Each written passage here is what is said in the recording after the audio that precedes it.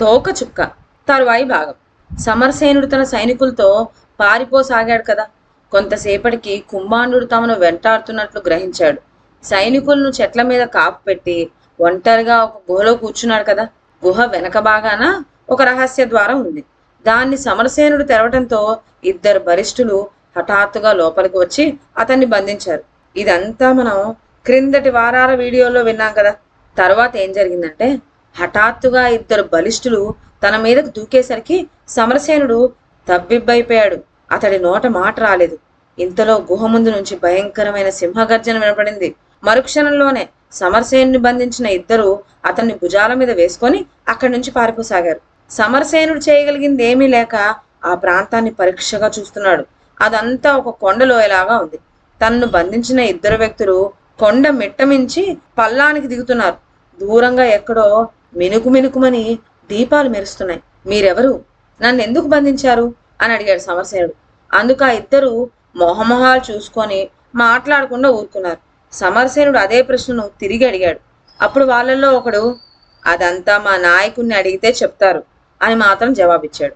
ఆ జాబుతో ఇక వాళ్ళను ప్రశ్నించి లాభం లేదనుకున్నాడు సమరసేనుడు. కొండమిట్ట ప్రదేశాన్ని నుంచి లోయలోకి దిగగానే ఆ ఇద్దరు సమరసేనుని కిందకి దింపి చేతులకు కాళ్లకు కట్టిన కట్లు విప్పేశారు. తరువాత సమరసేనుని మధ్యన ఉంచి అటూ ఇటూ వాళ్ళు నడుస్తూ ముందుకు పోసాగారు. అలా కొంత దూరం వెళ్ళేసరికి దీపాల కాంతి దగ్గరైంది.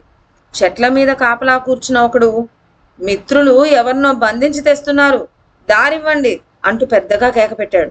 ఆ కేకకు జవాబుగా మరికొన్ని కేకలు వినబడినాయి. ఇదంతా ఆశ్చర్యాన్నే గాక భయాన్ని కూడా కలిగించింది సమరసేనుడికి. చివరకు అతన్ని ఆ ఇద్దరు ఒక ఇంటికి తీసుకుపోయారు. తలుపు తట్టగానే అది తెరవబడింది.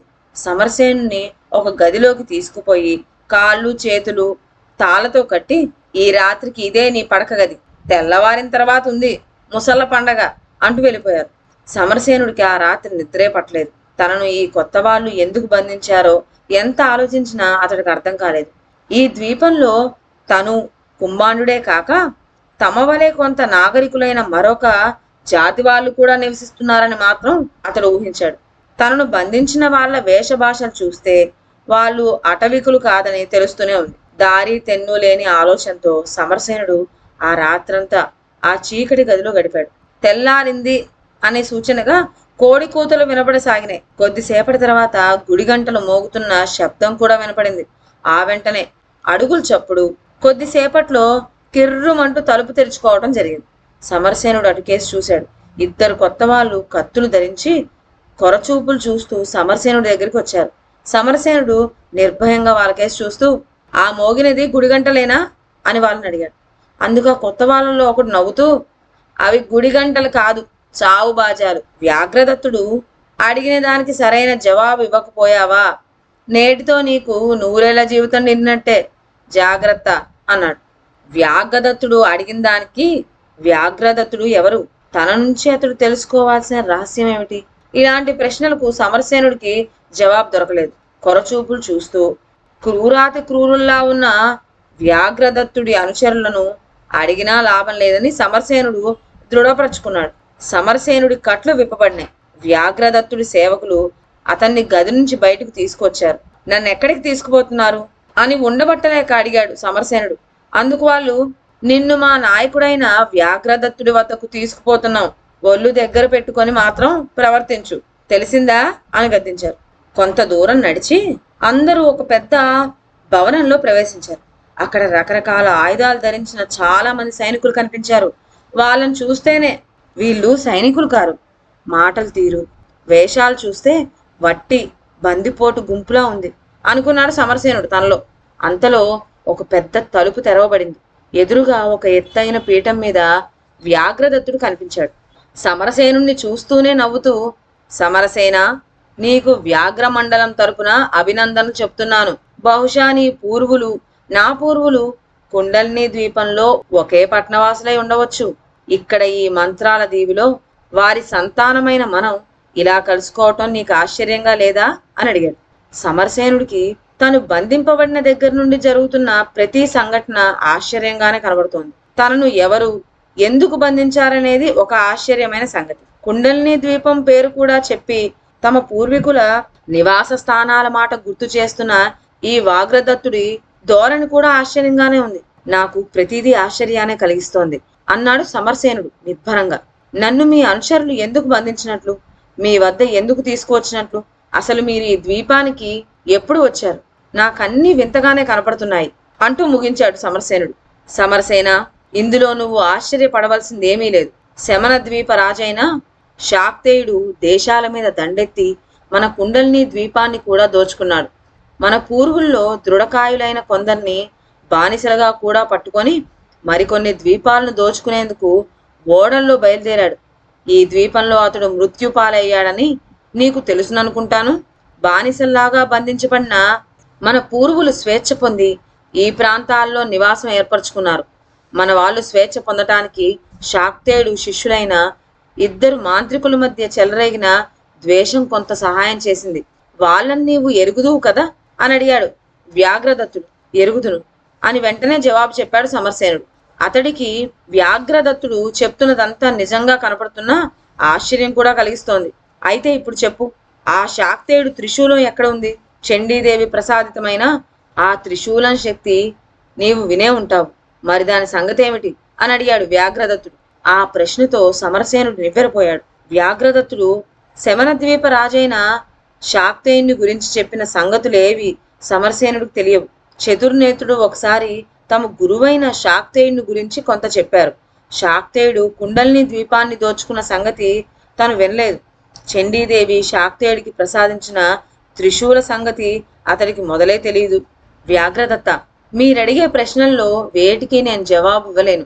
మీరు నన్ను పొరపాటు పడి బంధించి ఉంటారు. శాక్తేయుని గురించి కానీ అతడి దివ్యశక్తుల బలం గల త్రిశూల సంగతి కానీ నాకు తెలియదు అన్నాడు సమరసేనుడు. వ్యాఘ్రదత్తుడు సమరసేనుడి జవాబు విని మండిపడ్డాడు. నువ్వు అమాయకుల్లా నటించి నన్ను మోసగించలేవు. నీకు రేపు ఉదయం 10 గంటల వరకు అవకాశం ఇస్తున్నాను.